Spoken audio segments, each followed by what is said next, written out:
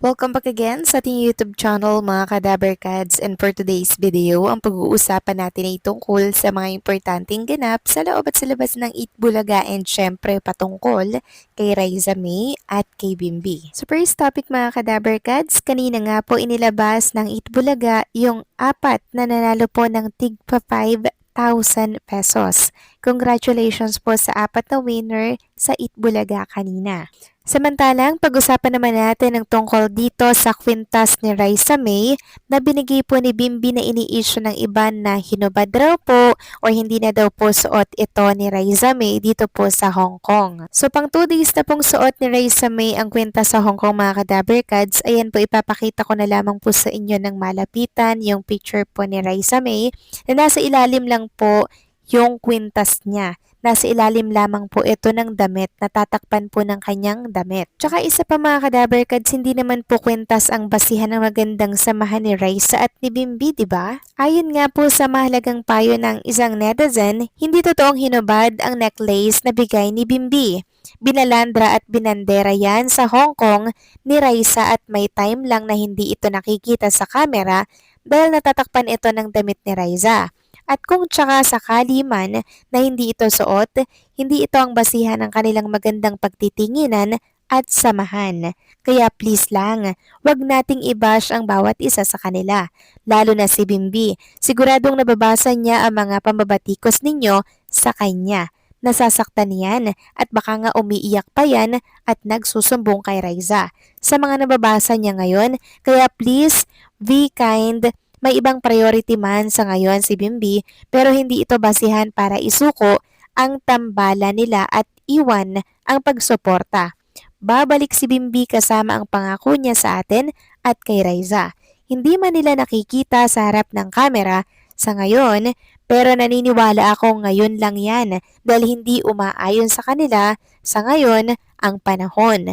Be patient lang dahil maging si Jack na puno na din sa atin, nagbura na ng mga video ni Raisa pero sa TikTok andun pa naman mga video sweet moments nila ni Bimbi at Raisa. Sa FB lang talaga dahil maraming bashers. Kaya please lang, stop bashing Bimbi but instead, protektahan natin sila. Correct mga Kadaberkads, protektahan po natin si Bimbi at si Raisa. Huwag po natin silang batikusin dahil ngayong linggo baka bumalik po si Bimbi sa live po ng Eat Bulaga. So wait na lang natin, okay? Samantalang, Venny and Daya meron pong revelation para po kay Raisa May. Ayon nga sa kanya, ayon sa hula dadagsa ang offer na project at makabili ng new house si Raisa May Dizon. So hindi po ito malabong mangyari mga Kadaberkads dahil nakita naman natin, 'di ba, ang epekto po ng tambalang Maybe sa Hong Kong pa lang po mga Kadaberkads, sobrang pinagkakaguluhan si Raisa May at hinahanap nga po si Bimbi kay Raisa. Malay nyo mga Kadaberkads, kasama po si Bimbi at Raisa sa upcoming movie or Metro Manila Film Festival ni Bossing Bigsot at Vice Ganda. Yan ang abangan natin kasi may mga bali-balita pong lumalabas na kasama di umano si Raisa at si Bimbi. Samantalang, road manager po ni Bimbi, sinugod at binatikos ng mga bashers. Ito na nga ba yung sinasabi ko mga Kadaberkads eh. Kaya naman po si Jack Salvador nag-private na po ng account niya sa Facebook. Sabi nga dito ng isang account, galit yarn, kapag si Bimbi wala bukas hanggang sa susunod na araw, need na nating mag-move on. Mga legit Daberkads, support na lang natin si Raisa at ang Eat Bulaga. At kung inyong mababasa nga, yung mga below the belt na pamabatikos po kay Jack Salvador at kay Bimbi, grabe mga Kadaberkads. Maging kayo hindi nyo din po masisikmura yung mga pinagsasabi ng mga bashers.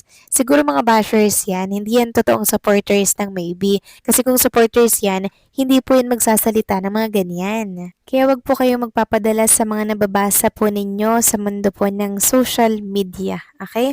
Samantalang isang post naman po sa Blue App ang pinag-uusapan ngayon.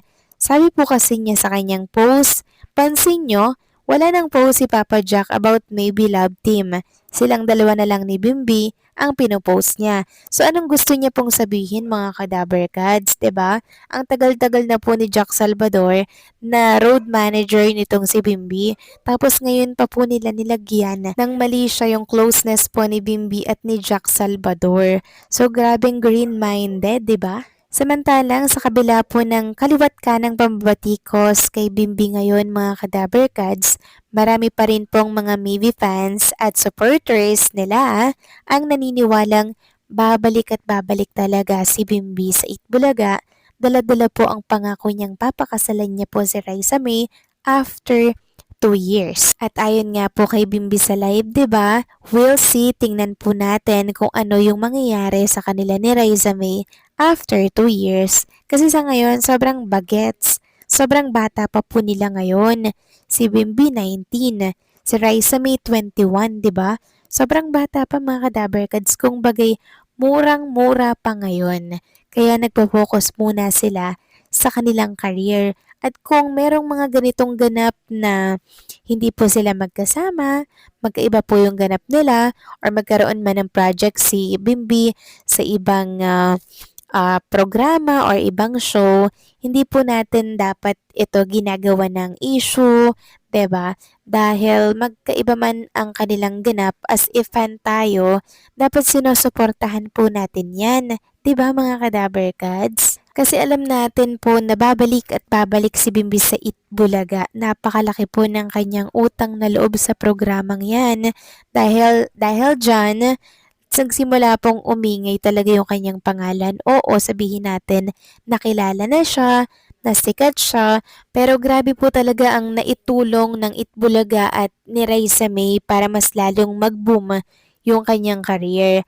Yes, parehas naman silang nag-benefit sa kasikatan po nila ngayon nang sila po ay magtambal. Kaya I'm sure maging si Raisa May, sobra din po ang pasasalamat kay Bimbi, 'di ba? Kasi talagang nag-boom talaga yung career nila ngayong 2026, mga kadaberkad. Sobrang sikat ngayon ni Raisa May, to the point na yung kilos niya, yung pananamit niya, yung pagsuot ng kwintas, yung mga sign niya, pinag-uusapan. Bawat galaw po talaga mga kadaberkads, pinag-uusapan po. Meaning, talagang sikat na ngayon si Raisa May Dizon. Yun nga lang mga kadaberkads, si Bimbi sana magbalik po sa programang Itbulaga. So sa Miyerkules, abangan po natin siya kung mag appear po siya sa Itbulaga. Pero kung hindi, alam natin ang dahilan na patuloy pa rin po siyang nagbabantay sa kanyang mami na may sakit. Kaya wag tayong magtatampo kung hindi man natin siya makita sa live ng Itbulaga or buong week nito na hindi natin siya makita. Kasi still babalik at babalik yan mga kadaberkads. Trust the process at wag nating batikusan si Bimbi, okay? So kayo ba mga kadaberkads, anong masasabi niyo dito? Please comment down below.